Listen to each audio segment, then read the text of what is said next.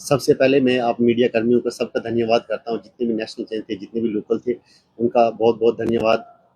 और अभी हमने लड़की जो हमारी डिमांड्स थी वो हमारी फुलफ़िल हो चुकी है।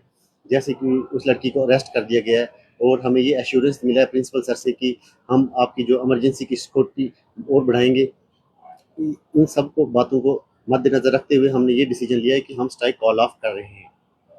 सर किस तरह से देखते हो कि हॉस्टल के बाहर भी लिखा हुआ है कि कोई इस तरह से एक्टिविटी करता है तो ऊपर आईपीसी की धारा के जी, तहत जी, मुकदमा होगा। जी, जी, एक कहीं न कहीं अपने आप को सैटिस्फाई महसूस करते हो कि देखिए आप डॉक्टर्स हैं, जी आप सर, कोशिश करते हो जी पेशेंट को सर, बचाने की। जी सर, जी सर। लेकिन जब इस तरह की सिचुएशन हो जाए तो उसको कोई ऐसा करे तो रिएक्शन का एक्शन भी नज़र आता है। आज मतलब आज तक होता नहीं था, लेकिन आज पहली बार ऐसा एक्शन हुआ है। इससे हम सारे जितने रेजिडेंट डॉक्टर हैं, इससे हमें बहुत खुशी है कि जो उस लड़की के ऊपर एक्शन लिया गया।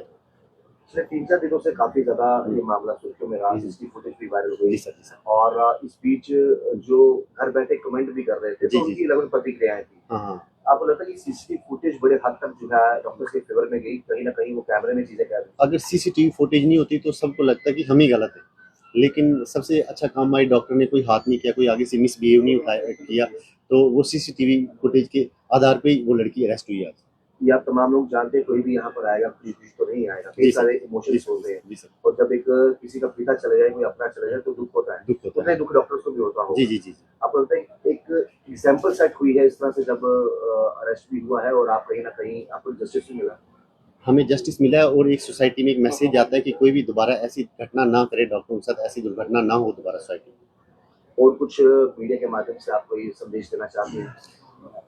सर बोलो ना। हाँ, जैसा कि आप सारे सभी जानते हैं इस टाइम पे पैन इंडिया में क्या हालात चल रहे हैं, वायलेंस अगेंस्ट डॉक्टर्स। हमें किसी से कोई पर्सनल नहीं था। हर जगह जहाँ पे भी आप जाते हो, आप एयरपोर्ट पे जाते हो, आप पुलिस स्टेशन में जाते हो, आप कोर्ट में जाते हो, एक डेकोरम होता है, उसको मेंटेन करना बड़ा जरूरी होता है सर। जैसा कि आप सभी जानते हो, डॉक्टरों के खिलाफ हिंसा एक गंभीर समस्या है जिसके लिए तत्काल कार्रवाई की आवश्यकता है। सरकारों, अस्पतालों और स्वास्थ्य कर्मियों को मिलकर एक ऐसा एनवायरनमेंट क्रिएट करके देना चाहिए जहां हम आपकी सेवा कर सकें।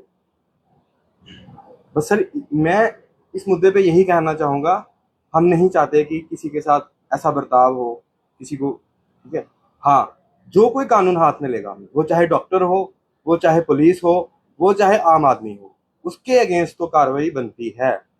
हमारा फ्रॉम द फर्स्ट डे यही एक स्टैंड था, कानून को हाथ में ना लें। अगर आपको लगता है कि किसी के साथ कोई गलत हुआ है, कोई नेग्लिजेंस हुई है, तो आप चैनल्स हैं, उसके थ्रू आप कार्रवाई कीजिए। किसी को मारना, किसी की बहन, किसी की बेटी को टांग मारना, सर ये तो बर्दाश्त किसी से भी नहीं होता। एक सवाल और अहम रहेगा दोनों तरफ से जो है इमोशंस अलग-अलग होते हैं। जो कोई बाहर से आएगा बड़ा परेशान होगा। हो सकता है डॉक्टर्स बड़े प्यार से कई बार डील करते हैं और उनको नहीं पता होता जल्दबाजी में कहाँ जाना है, कैसे करना है, क्या नहीं। कई बार सिक्योरिटी गार्ड से बहस हो जाती है। कई बार सीएमओ रूम के अंदर ही जाने देता है, मतलब लाइन काफ़ी होती है। तो आपको लगता है ये इमोशंस पे कंट्रोल करना दोनों तरफ का फर्ज बनता है? सर, जहां हम एज अ इमरजेंसी की बात करते हैं, एज अ डॉक्टर हमारा धर्म रहता है कि इमोशन को साइड पे रख के काम पे, कर्म पे ध्यान देना। तो सर, इमोशंस तो हम ड्यूटी पे ला नहीं सकते, फर्स्ट। सेकंड, जो आप बात कर रहे हो कि जब हड़बड़ाहट में पेशेंट इमरजेंसी में आता है, उसको पता नहीं होता है कहाँ जाना है, क्या, वहां पे आता है एडमिनिस्ट्रेटिव इश्यूज।